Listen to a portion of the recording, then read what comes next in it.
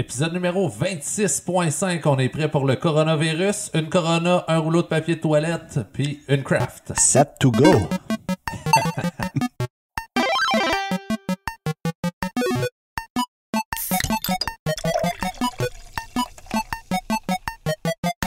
Bon retour de vacances de 3 mois. Oui, c'est des belles vacances. Ça aurait été le fun que ça soit complètement de congé, mais de vacances de notre podcast. C'est long, 3 mois. C'est long, et là, juste pour de vous mettre au courant, on a enregistré un épisode la semaine dernière qui devait sortir cette semaine. Mais là, avec le coronavirus, on a décidé de faire celui-là puis le mettre avant. Donc, l'épisode de la semaine passée va sortir la semaine prochaine. Donc, on est 2 fois de retour. Ouais, donc pour l'occasion, mais évidemment, Julien, le choix était très facile.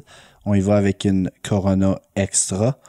Je pense que il n'y aurait pas eu une meilleure bière que celle-là pour ce podcast. J'ai amené une Jurassic IPA. OK, ouais. De Cameron's Brewing. Et ça, présentement, c'est ma IPA de choix. C'est ma préférée pour le moment. Et je trouvais que ça faisait un peu thématique, là, parce que c'est un peu la jungle, comme c'est là. C'est la jungle, et puis c'est quasiment la fin des temps, comme les dinosaures dans le temps. J'arrive de l'épicerie, puis je pensais pas que la folie du papier de toilette avait pris ici aussi, mais il n'y a plus rien. Il reste des essuie-tout, des napkins, puis des baby wipes. Ouais, hein? C'est vraiment fou de même. Et puis, il y avait du monde. Là, je suis allé, là, il y a à peu près... On est dans l'avant-midi, là. Cheers. Cheers, Julien. On est dans l'avant-midi présentement, puis je suis allé ce matin à l'épicerie. J'ai dit, je vais la faire ce matin. Après ça, je travaillerai plus tard, puis je vais être clairé. Il n'y aura pas beaucoup de monde à l'épicerie, puis on va être correct. Puis finalement... J'ai attendu au moins un bon 45 minutes à la caisse. Là, incroyable. Il y avait du monde. Incroyable. Je peux témoigner de ça. Mon père fait qu'aujourd'hui, c'est une snow day à Kapuskasing, et puis mes enfants, choyés comme ils sont, ne vont pas à l'école habituellement durant une snow day. Papy Michel a le mandat de s'occuper d'eux ce matin, mais nous avions une rencontre de conseil d'urgence à 8h30. Donc, j'ai appelé Papy Michel, mon père, ce matin pour savoir s'il pouvait prendre les enfants avant 8h30. Il dit, ça se passe, ça te dérange pas. Je vais arriver pas mal pile à cause à 8h, j'aimerais être indépendant quand il va ouvrir. J'ai jamais entendu mon père être aussi pressé d'aller à... Oui, donc ça témoigne justement de ce que tu as vécu ce matin. Donc, plusieurs personnes qui se dirigeaient vers l'épicerie pour faire leur achat de papier de toilette. On se fait beaucoup. Il n'y en avait plus déjà ce matin. Là. Non. J'ai croisé une couple de personnes à l'épicerie, puis il y en a qui sont venus hier, là, puis ils ont acheté les derniers rouleaux. Oui, justement, là, j'ai vu des photos sur les médias sociaux. Walmart qui était vide. Shoppers qui était vide. Dépanneur Drisdale, par exemple, sur l'autoroute, qui ont posté une photo pour dire « We've got you covered ». J'ai envoyé une image, une photo à mes chums des View là, hier. J'avais fait un petit montage d'un truck avec un rouleau de papier de toilette puis un masque, puis j'ai écrit COVID 2019 deal. C'est quoi? On en rit présentement, Julien, mais le sujet, je pense qu'il est très sérieux. Mm-hmm. Ça n'est un où est-ce que ça commence à affecter drastiquement la vie de tout le monde au Canada. Nous aussi, on n'est pas un grand centre, mais on est... hockey, déjà. C'est quoi? Je m'en allais justement dire ça. Comme plusieurs personnes savent probablement, je suis entraîneur d'une équipe de hockey, co-entraîneur avec Luc Ouimet, Pierre Dubé, puis Luc Sylvain de l'équipe Atome App. Et puis aujourd'hui, à ce moment ici d'enregistrer le podcast, on était censé de jouer notre première partie du championnat du Nord de l'Ontario, donc des qualifications pour le championnat provincial. Et puis hier soir à 8h30, au moment que Nico se couchait en préparation et en excitement pour le début de son tournoi, je lui ai annoncé que toute sa saison de hockey était terminée. Y a-tu pleuré? Oui. Ah oui, je peux imaginer. Oui, donc c'était un moment très triste, et puis ça va justement parler de comment sérieux que c'est, qu'est-ce qui se passe avec le COVID-19, et puis la réaction de toutes nos institutions par rapport à ce virus-là, et puis la pandémie, j'imagine qu'on peut appeler ça. Au Canada, c'est pas encore ouais. c'est pas encore une pandémie, mais au niveau mondial. Non, mais ça a été déclaré, là, je pense. Ouais. Comme en Ontario, je pense que c'est officiellement déclaré une pandémie. Donc, c'est la raison. C'est-tu le nombre de cas? Au Québec, hier, il y avait 13 cas. Ben, hier, les dernières nouvelles que j'ai lues, il y avait au Canada 138 cas. Et puis, la province de l'Ontario était celle qui en avait le plus avec 59, si je ne me trompe pas. Donc, il y avait 20 nouveaux cas qui ont été... Tu viens juste de tousser? Oui, j'ai toussé dans mon coude, on est correct. On va le faire avec des masques. Il y avait 20 nouveaux cas, 17 ou 20 nouveaux cas hier qui ont été révélés en Ontario, des cas positifs. Et puis, j'ai justement passé au travers pour voir de quelle région provenaient ces nouveaux cas. Et puis, c'était tout de la région du sud de l'Ontario, Ottawa aussi un petit peu, puis majoritairement de la région de Toronto.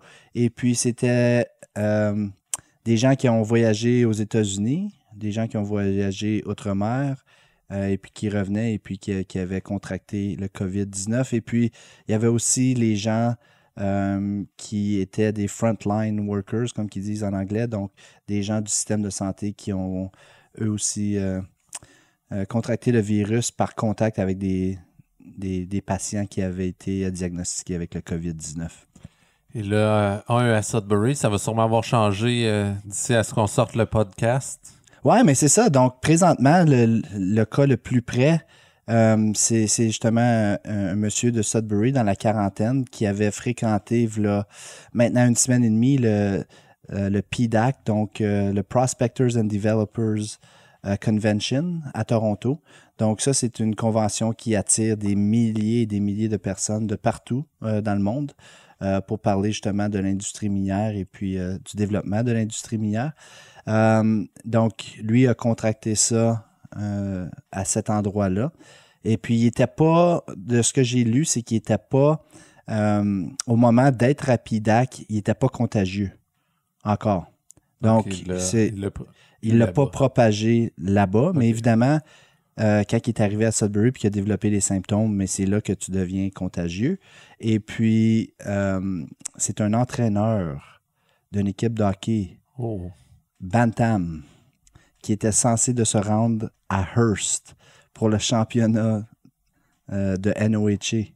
On a été sauvés. Bantam donc c'était l'entraîneur, un des entraîneurs de cette équipe-là qui hier avait confirmé qu'il ne se présenterait pas justement au tournoi puisque toute l'équipe était en quarantaine à cause de ce diagnostic-là de l'un de leurs entraîneurs. Et puis là, c'est arrivé en ville ce matin, en fait, au conseil de ville. On a eu un meeting, comme tu l'as mentionné, d'urgence pour voir qu'est-ce qu'on faisait avec ça. Mais en fait, avoir des updates aussi sur qu'est-ce qui avait été travaillé jusqu'à présent avec la ville et les agences de santé en ville. Ils ont quand même réagi assez rapidement. C'est le fun d'avoir été informé au moins ce matin là, pour savoir quoi dire sur l'évolution. Justement, Julien, tu fais partie du conseil d'administration du Manoir. Et puis, la semaine dernière, on a eu une rencontre. Et puis, durant cette rencontre, les dirigeants exprimaient comment est-ce qu'ils voulaient voir des actions prises collaborativement avec d'autres agences pour être en mesure de bien gérer la pandémie si elle se rendait à Kapuskasing. D'ailleurs, à cause que le Manoir a une population qui est susceptible de vivre les pires conséquences du COVID-19. Donc, c'est vraiment le fun de voir justement la municipalité. Donc, encore une fois, nos dirigeants qui sont à la hauteur de prendre charge, d'être proactifs, de rallier toutes les agences autour d'une table et puis que collectivement, maintenant, ils travaillent à développer justement de façon conjointe leur plan pandémique pour pas qu'il y ait des différents messages et puis que ce soit unilatéraux, donc le message qui est lancé à notre population, et puis qu'il y ait des solutions. Si jamais ça frappe Kapuskasing, mais on aura des mesures prises pour être capable de diagnostiquer et puis ensuite d'assurer le suivi le plus adéquat pour un cas positif. Et une des bonnes idées qui a été lancée, qui se fait pas ailleurs, c'est un genre de service au volant pour tester les gens qui seraient atteints du coronavirus. C'est pas encore là sur pied, c'est une idée qui a été lancée. On ne sait pas si ça peut se faire, mais la ville regarde à quelque chose qui pourrait se faire dans ce sens-là. Donc, exemple, ça serait au Welcome Center, tu passes en avant, il y a quelqu'un qui sort, il fait ton test, on l'envoie. Donc, ça évite à avoir tous les gens dans dans la même salle. Donc, c'est quand même une idée qui est ingénieuse. Ingénieuse, oui. Ça vient de Cap. Si jamais ça se répand. Ben, c'est ça. Puis, je sais pas si l'idée a été développée ici, mais l'idée a été apportée sur la table. Je pense que Guylain nous parlait que c'est Wendy Tremblay du Manoir, justement, qui a proposé cette idée-là. Donc, pour éliminer la propagation du virus, donc d'éliminer le plus de contact avec d'autres êtres humains, c'est de garder les gens qui se pensent peut-être atteints ou qui veulent se faire tester pour le virus, mais ils restent dans leur voiture, baissent la fenêtre un petit peu, rentrent un swab, passent le swab dans leur bouche, remet ça à une personne qui serait responsable justement du testing et puis des échantillons. Et puis, mais il n'y aurait pas grand contact à ce moment-là. Là. Mm-hmm. Puis, parmi les autres choses qui ont été discutées, il y a le plan de qui on met où si jamais on commence à manquer d'employés. Puis ça, je parlais justement avec Guylain, je l'ai rencontré. Là, je m'ai fait offrir, je sais que le Tembec, ben en fait, Ryanair, ils ont fait un plan de contingency si jamais ils se mettent à manquer d'employés, à quel moment ils vont fermer la ligne de production, à quel moment ils ferment quoi. Oui. Puis le dossier de travail là, de ça, il a été envoyé à Guylain. J'ai demandé qu'on l'envoie. Comme ça, si jamais il y a des choses qui peuvent être utiles là-dedans aussi, ça va être quelque chose qu'on peut tous collaborer ensemble là, pour les efforts qui sont mis. Au lieu de tout le monde partir de zéro, ben, si on se met ensemble, on peut chacun partager nos idées entre, même si c'est pas une agence, une industrie de la place. Exactement. Et puis, c'est quelque chose que j'ai d'ailleurs, moi aussi, eu des discussions avec des différentes personnes. Même au Collège Boréal, on en a parlé. Le Collège Boréal, présentement, est en train... pour ceux qui ne le savent pas, à cause que ça va être un podcast qui va passer en premier, je suis maintenant à l'emploi du Collège Boréal et puis depuis le mois de décembre. Donc, dans notre institution, au travers de tous les campus et puis à la Maison Mère, présentement, ils sont en train de déterminer ça va être quoi le cours d'action pour la continuité des opérations. Donc, justement, il y a un plan de contingence qui se fait faire. Et puis, on a aussi discuté, est-ce qu'on serait en mesure d'apporter de l'aide à nos entrepreneurs qui sont plus petits, qui n'ont pas de staff non plus pour être capables de gérer ce genre de crise-là. Donc, de créer des sessions d'information pour être capable de leur donner les outils pour être capable de prévoir et puis de préparer un plan de contingence à cause... Si ça frappe, et puis les chances sont que ça peut frapper, présentement, il y a tellement de bonnes actions qui sont prises par... plusieurs organismes pour éliminer un impact accru, donc quelque chose qui serait comme un tsunami un petit peu sur les différentes communautés. Oui, puis on voit souvent le graphique passer là, sur les médias sociaux, là, comme un graphique avec une grosse crête comparativement à un graphique qui monte tranquillement, là, juste pour... mettre l'image que si on est capable de ralentir ça, ben les cas vont rentrer, mais on va contrôler chaque cas. Ça va être peut-être sur une période de 3 semaines. Il va y avoir un peu de cas qui vont venir. Je dis 3 semaines, c'est un chiffre que je lance de même, là, au lieu qu'ils arrivent toutes la même journée. Ben exactement. Donc, c'est là que je m'en allais avec ça, c'est que je pense que c'est une éventualité qu'il y a une grande portion de la population qui va peut-être contracter le virus. Ça n'est un que faut pas avoir peur. C'est un qui peut affecter négativement, évidemment, des gens, mais c'est quelque chose qui est présentement qui est démontré que les gens passent au travers, un peu comme une grippe. Donc, c'est juste de le diagnostiquer puis d'éviter de le propager. Mais si ça frappe, et puis dans l'éventualité où est-ce que ça frappe, on a besoin d'avoir des entreprises prêtes puis être en mesure de réagir et puis de s'assurer qu'ils ont pensé justement à c'est quoi l'impact sur leurs opérations et puis qu'est-ce qu'ils vont faire à ce moment-là. Puis, c'est une bonne chose qu'ici, on n'ait pas d'agence de voyage, ben pas d'agences de voyage, mais tu sais, des vols qui s'en vont à l'international, des vols tu sais, on est quand même choyé que dans notre communauté, ça risque moins de nous affecter au côté économique que dans d'autres endroits. Là. Tu sais, si t'es à Toronto puis que t'as des Air Canada, des Porter qui ont une base là, t'as des employés qui vont peut-être être envoyés à la maison, est-ce qu'ils vont avoir un salaire, est-ce qu'il n'y en aura pas? Ici, ben si ça fait quelque chose, c'est que ça va aider l'économie locale. Parce que les gens vont rester ici, c'est ça? Oui, c'est un peu ça. L'isolement, finalement, des fois son avantage. Et puis, c'est un peu ça qu'on va vivre. Donc, le fait d'être un petit peu éloigné des grands centres nous sécurise un petit peu plus. Mais en même temps, on est une population, puis surtout avec le March Break qui s'en vient, on est une population qui s'apprête à sortir de notre communauté et puis d'aller découvrir d'autres régions. Donc, évidemment, le mot qu'on entend beaucoup, c'est de peut-être prendre soin de rester à la maison au lieu d'aller vagabonder dans d'autres endroits qui sont peut-être plus propices à contracter le COVID-19. Tu parlais d'isolement, là, puis aussi quelque chose qu'on a parlé à la réunion de ce matin, les évacuations. Oui. Puis on parlait de Kashechewan qui, eux, sont présentement justement isolés. Là, donc, ça peut être un avantage pour eux. Puis on parlait de qu'est-ce qu'on allait faire s'il y a des évacuations. Puis bonne chose, ben, c'est que, ben, en fait, si jamais on est en pandémie ici, puis qu'on a géré avec le coronavirus, puis que l'hôpital est surtaxé, puis tout ça, ben on va peut-être regarder. Là, on a pris un vote que si jamais ça arrive pour l'instant, ben on prendrait pas d'évacuation, mais je pense que aussi eux, si on prend Kashechewan, ne désirent peut-être pas sortir. Là.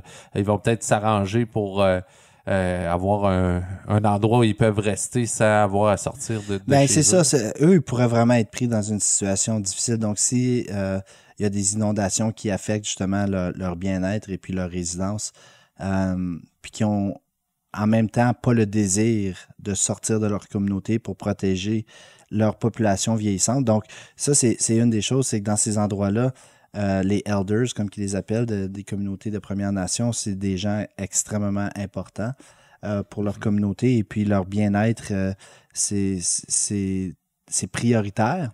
Donc, si jamais le virus se rendait dans leur communauté, ça pourrait être drastique.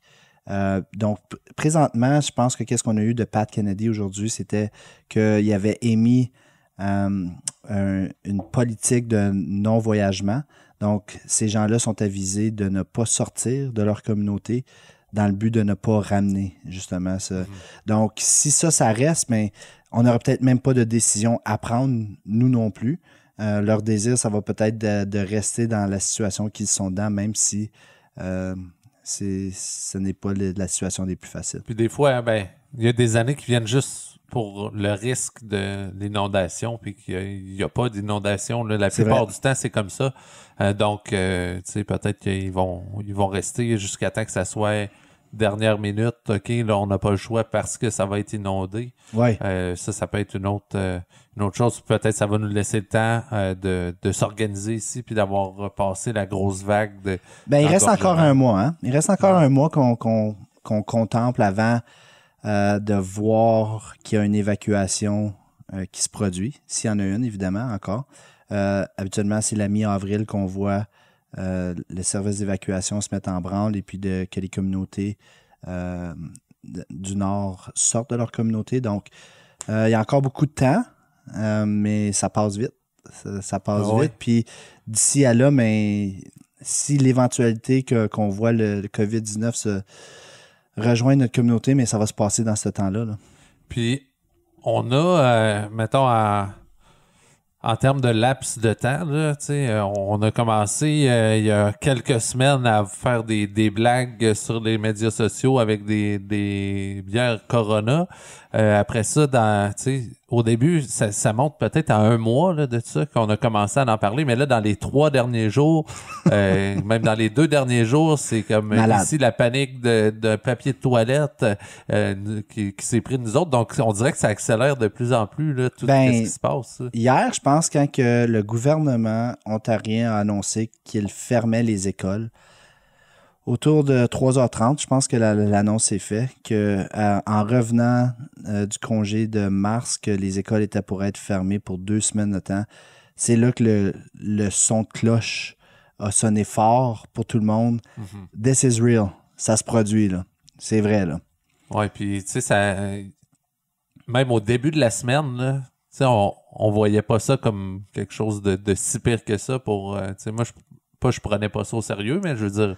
T'es moins concerné que là, on peut l'être en dedans d'une semaine. Oui, exactement. C'est ça qui arrive avec ce virus-là, c'est que ça se propage rapidement. Puis on a vu justement en dedans de 48 heures comment drastique la situation a changé. Puis je pense que ça vient aussi un petit peu des constats comme de qu'est-ce que j'ai lu, évidemment. Là, je ne suis pas un expert là-dedans, mais des constats qui se produisent aux États-Unis. Donc, j'ai entendu justement hier à la radio la Chief Medical Officer de l'Ontario du système de santé publique qui parlait de comment est-ce que aux États-Unis, ils avaient fait peut-être une semaine le même montant de tests que partout en Ontario. Donc, dans l'ampleur des États-Unis, il y avait eu le même montant de tests effectués qu'en Ontario. Mais là, il y avait... Donc, la gestion de cette crise-là aux États-Unis a été flouée un petit peu. Il y avait des tests même qui se faisaient faire qui étaient aucunement valides à cause que le processus qu'ils utilisaient ne fonctionnait pas. Donc, les tests qui revenaient négatifs, mais dans le fond, qui n'avaient testé rien. Ça, c'était un des problèmes qu'il y avait aussi. Donc, quand tu penses qu'il n'y a rien qui se passe dans ton pays, mais que dans le fond, c'est en train de se propager puis que tu n'es pas conscient de l'ampleur de la propagation du virus. Mais là, tous les gens qui ont voyagé pendant ce temps-là, puis on sait que se rendre aux États-Unis, c'est quelque chose qu'on fait assez fréquemment. Mm-hmm.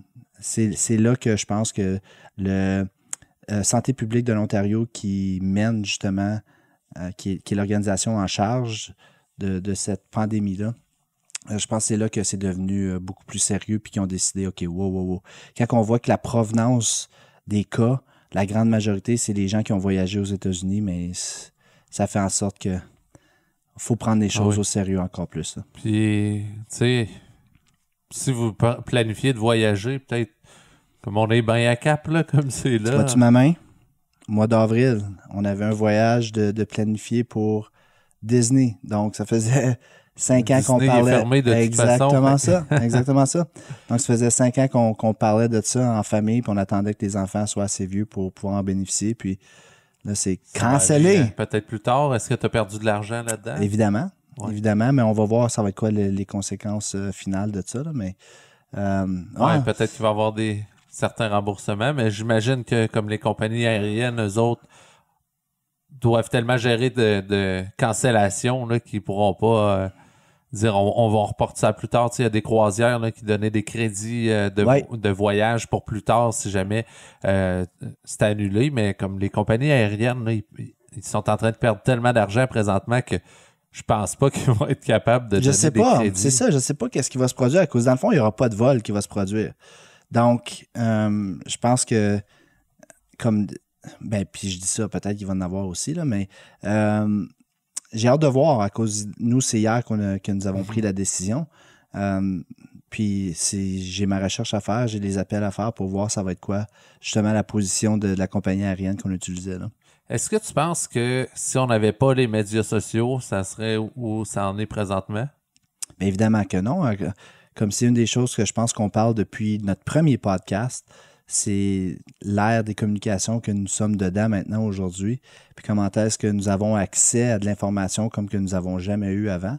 Donc, les gens qui prennent le message ou qui utilisent le virus pour propager un message, mais tout le monde se l'approprie, puis tout le monde, on a commencé en faisant des farces, mais après ça, t'as la peur qui se fait installer, puis là, il faut faire le juste milieu entre les deux extrêmes, et puis c'est évidemment, mais tout le monde, dans l'ère qu'on est dedans, des précautions maximum doivent être prises toujours, mais à cause de justement la communication de comment sérieux que c'est dans d'autres pays, fait en sorte que on doit aller à l'extrême maintenant dans nos précautions qu'on prend. Mais même les réactions des gens, là, tu sais, comme la pénurie de papier de toilette, là, la crise du PQ, est-ce que comme on l'a s'il n'y a pas Facebook?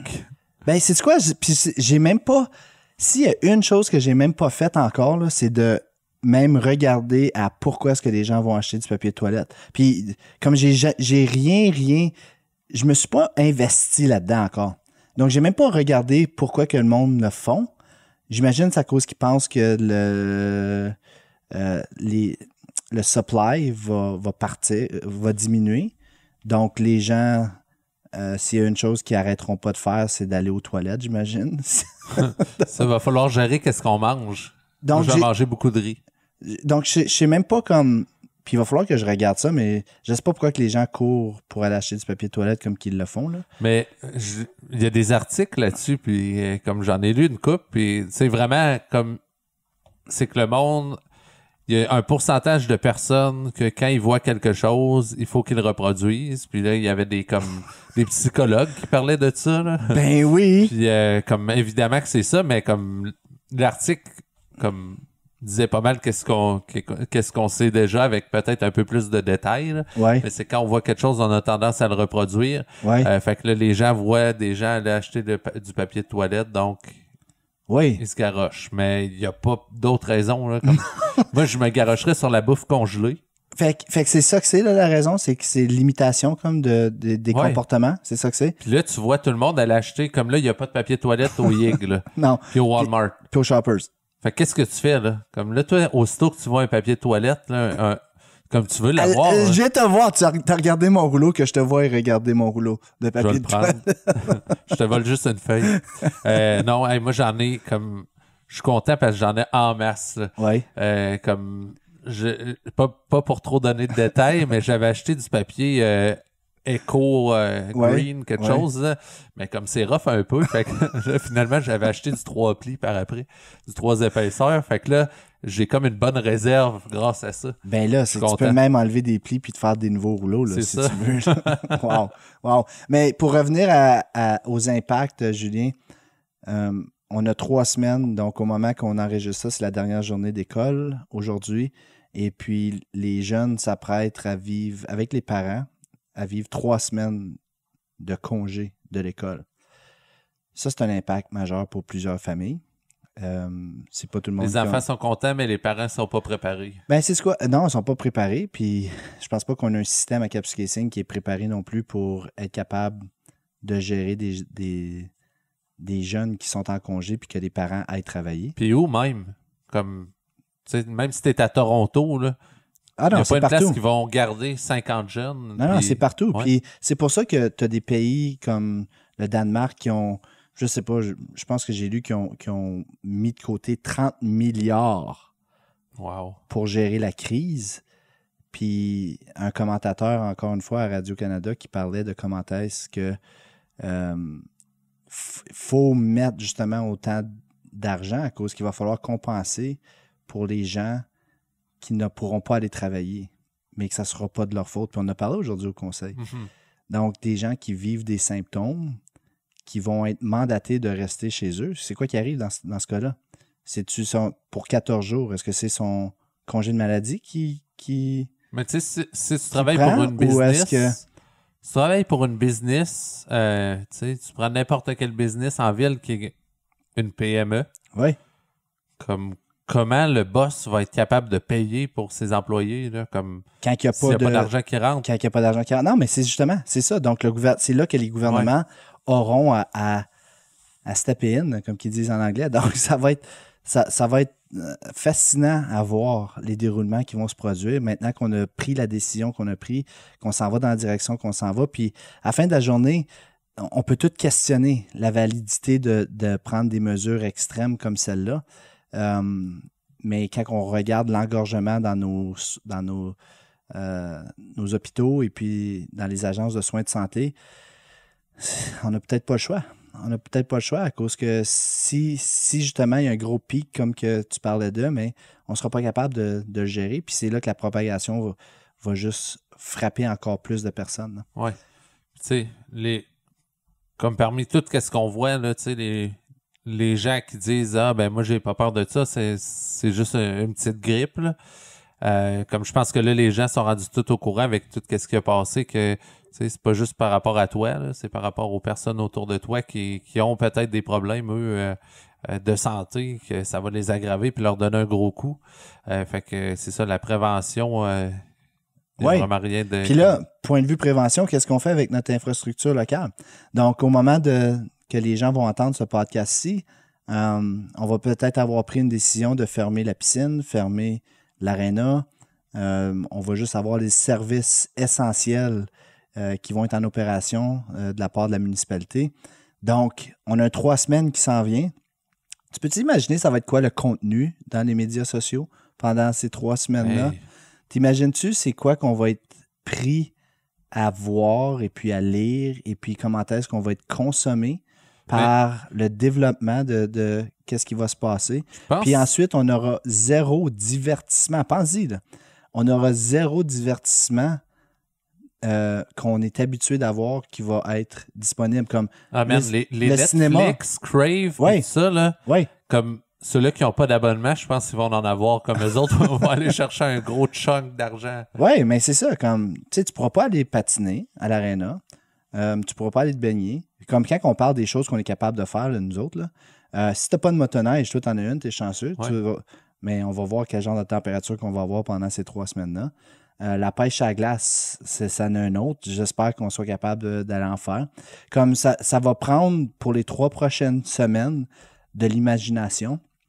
Ou sinon, il y a des gens qui vont rentrer justement dans le groove de s'asseoir et puis d'absolument rien faire à la maison. Et puis binge-watcher des... Moi, je suis tout aligné pour ça. Là.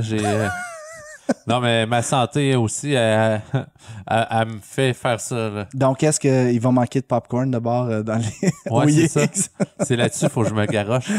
Ouais, comme, tu sais, tu te garoches sur le papier de toilette, là. Mais comme... Tu sais, j'ai pas vu personne comme moi, je me garocherais sur les pizzas congelées, comme tout ce qui est congelé puis en canne. Ouais. Avant de me garocher sur le papier de toilette. Là, ouais, mais toi, tu penses que ça va être on va se faire frapper par une bombe nucléaire. Là. Il va falloir rentrer dans nos bunkers puis on n'aura plus accès à... Non, mais c'est même pas ça. C'est juste que faut que tu prévois pour les gens qui paniquent. Oui, c'est vrai. C'est exactement ça. À cause que là, mettons, tu prévois pas, là, tu sais, la personne qui est à son dernier rouleau de papier de toilette, là, tu sais, comme on rit puis on fait des jokes là-dessus, là, mais c'est ton dernier rouleau de papier de toilette, comme, là, tu vas acheter des essuie-tout, des napkins, mais un coup que là, les essuie-tout et les napkins sont passés, tu fais quoi? Comme t'achètes des serviettes puis t'es laves, t'es réutilises? Comme, tu sais... ça va avoir un impact sur nos systèmes d'égout, ça, tu penses? Ben là, tu garoches pas la serviette dans le... mais quoi que peut-être, tu sais, t'imagines-tu si le monde se ramasse à acheter les essuie-tout, puis là, tu mets les essuie-tout dans la toilette, ça bloque comme on rit, là, mais comme... C'est vrai, là. Qui sont plus absorbants qu'ils ont jamais été. Ouais, mais comme ça bloque sûrement comme... oui. Fait que là, nos travaux publics vont être dans comme... Ah, arrête, là, on s'en va loin, là. Ouais, on s'en va loin, mais ça peut arriver, là. Ouais. La meilleure que j'ai vue, c'est on s'achète des couches. Ouais. Il en reste en masse, en plus. Aïe, aïe. Mais, comme, sérieusement, là, tu sais, tu retournes dans qu'est-ce qu'il y a eu, là, le SRAS, puis le H1N1. Oui. Comme, les mesures qui ont été prises étaient beaucoup moins importantes que ceux qui sont pris présentement. Puis comme, moi, je pense qu'une grande partie, oui, une partie, c'est parce que le COVID-19 est comme hautement contagieux, mais oui, les médias sociaux comme ont une influence là-dessus. Ben oui. Comme clairement, là. Ben oui. On est dans cette ère-là, Julien, comme combien de snow days est-ce qu'on a maintenant? Il y en a, c'est... Aujourd'hui, il y a eu comme quoi ici? 3 cm de neige? De la neige trempe. mélangé avec un petit peu de pluie. Snow day. Donc, on Je est sais dans pas comment l'air. c'était ici dans notre temps, quand on était à l'école. Ouais, Je sais pas comment c'était ici parce C'était qu'il pas de même. y a des chemins de concession. c'était pas de même. Ok, parce que nous autres, ça prenait tout pour qu'il y ait un snow day. Là. Moi, j'ai pas eu. J'étais un peu plus vieux que toi, mais je me rappelle pas d'avoir eu un snow day dans ma vie. Oh, ouais. Ouais. Donc, c'était. J'étais à Ottawa, mais tout ça pour dire, on est dans cette génération-là de la prévention. Puis ça vient tout de l'assurance, la liability, donc la responsabilité. C'est les raisons pourquoi que on est dans la situation qu'on est dedans. Donc, les médias, la communication, mais ensuite, tout le sens de responsabilité que les organisations ont envers nous, la population, et puis comment est-ce que ils s'assurent de ne pas être liable à la fin, qu'ils ne se fassent pas actionner. C'est tout à propos de ça présentement. Et puis, et aussi, évidemment, la santé. On ne veut pas que personne meure. Je voudrais absolument pas qu'il arrive quelque chose à un proche à cause qu'on n'a pas pris les mesures préventives qu'on aurait pu prendre. Connais-tu le mouvement survivaliste? Non. J'ai écouté des documentaires là-dessus, puis c'est les gens qui se préparent à la fin du monde. Oui, OK, oui. Il y en a qui sont comme assez comme intenses là-dedans. C'est fou, oui. Donc là, eux autres, ils se pratiquent à être capables de vivre sans abri. Ils se pratiquent à être capables de comme chasser n'importe quoi. Aux États-Unis, il y en a beaucoup, là, tu sais, ils pratiquent leur tir au fusil, leur tir à l'arc, leur comme manger des choses qu'on mangerait pas normalement. Puis se construire des bunkers, toute la quête. Ouais. Comme eux autres doivent être heureux présentement. Parce que j'imagine si tu te prépares pour ça, t'as comme hâte de montrer ton talent, comme. Venez-vous-en, je vais... Hey, c'est peut-être la chose la plus intéressante qu'on va voir sur les médias sociaux dans les 3 prochaines semaines. Ouais. Ben moi, je pense que je vais me retaper une couple d'autres documentaires là-dessus. Ça va être intéressant. Seb, c'est un plaisir. Toujours un plaisir. C'est le fun d'être de retour. Yes. Est-ce qu'on continue plus fréquemment avec notre podcast de Capu? Ouais, on revient de façon à chaque semaine. Ouais. Puis là, la semaine prochaine, peut-être on peut déjà dire ça va être sur quoi, parce qu'on l'a déjà enregistré. C'était sur quoi donc? Ben, on fait un retour un petit peu sur qu'est-ce qui s'est passé dans notre dernier 3 mois. Et puis, on parle d'évacuation, les caterers. Oui. Donc, ceux qui fournissent les repas pour les évacuations. Il y a eu beaucoup de discussions là-dessus dans les dernières semaines, donc on donne tous les détails. Puis après ça... C'est quoi? C'est parfait à cause que là, les gens ont juste besoin d'écouter puis ils vont le savoir. Ouais, c'est ça. Mais on a beaucoup de choses vraiment intéressantes sur tout ce qui s'est passé dans les derniers 3 mois. Donc, je vous invite à être des nôtres la semaine prochaine aussi. Seb, bonne semaine. Yes, bonne semaine. Cheers. Cheers.